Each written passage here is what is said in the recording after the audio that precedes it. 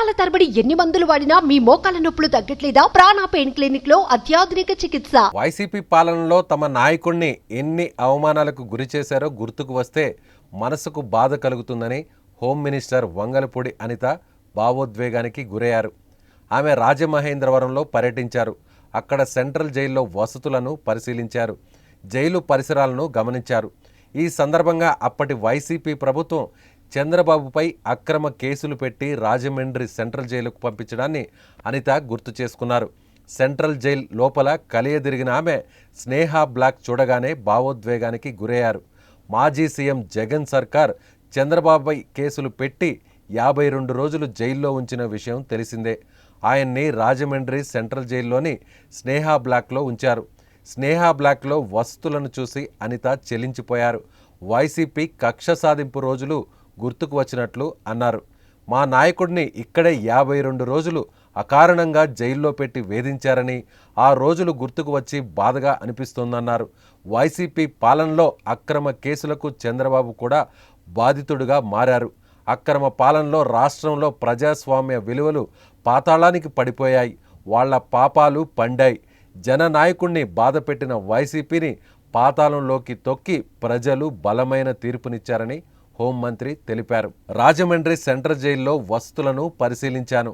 అధికారులను అడిగి సమస్యల గురించి తెలుసుకున్నాను. పోలీస్ సిబ్బంది తరహాలో జైలు సిబ్బందికి కూడా ఈఎల్స్ అడిగారు. ఈ అంశాన్ని ప్రభుత్వం దృష్టికి తీసుకెళ్తాం. సెంట్రల్ జైల్లో డి అడిక్షన్ సెంటర్ను ఏర్పాటు చేయాలనే డిమాండ్ను కూడా ప్రభుత్వానికి విన్నవిస్తానన్నారు హోంమంత్రి. రానున్న రోజుల్లో సెంట్రల్ జైల్లో సమస్యల పరిష్కారానికి చొరవ చూపుతానని వంగలపూడి అనిత పేర్కొన్నారు. ఒక చిన్న నేను లోపలికి వెళ్ళేసరికి వన్ ఆఫ్ ద మూమెంట్లో కొంచెం ఎమోషనల్ కూడా అయ్యా. ఎక్కడ వెళ్ళి అయ్యానంటే స్నేహ బ్లాక్. అది కూడా ఒకసారిగా కొంచెం ఇబ్బంది పడే పరిస్థితి వచ్చింది. స్నేహ బ్లాక్ దగ్గరికి వెళ్ళేసరికి లోపలికి వెళ్ళి చూసాము. ఆ ఫెసిలిటీస్ అన్నీ అక్కడ అన్నీ చూసాం. కాకపోతే 53 రోజులు మా నాయకుడు ఏ నేరము చేయకుండా 53 రోజులు ఆ స్నేహ బ్లాక్లో ఉండడం అన్నది నిజంగా ఆ సిచ్యువేషన్ చూసేసరికి నిజంగా మేమందరం కూడా చాలా ఎమోషనల్గా ఫీల్ అవ్వాల్సిన పరిస్థితి వచ్చింది.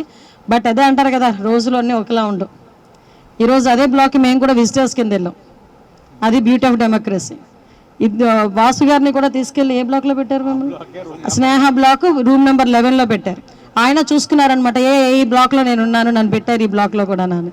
అంటే ఓవరాల్గా అయిపోయిందంటే బ్యూటీ ఆఫ్ డెమోక్రసీ అదే. సో ఈరోజు అదే జైలు దగ్గరికి విజిటర్గా మేము అక్కడికి వెళ్ళి చూసి వాళ్ళ పరిస్థితులు చూసుకొని వచ్చే పరిస్థితి వచ్చింది. కానీ ఒకటేంటంటే ఒకటే చెప్తాను, రాజకీయాల తర్వాత ఉన్నైనా మాట్లాడుకోవచ్చు. కానీ ఏ రోజు కూడా తప్పు చేయని వాడు అన్నది వాడు ఎవరు కూడా అందులోకి వెళ్ళే పరిస్థితి రాకూడదు. అదే మేము అందరం కూడా కోరుకుంటున్నాం.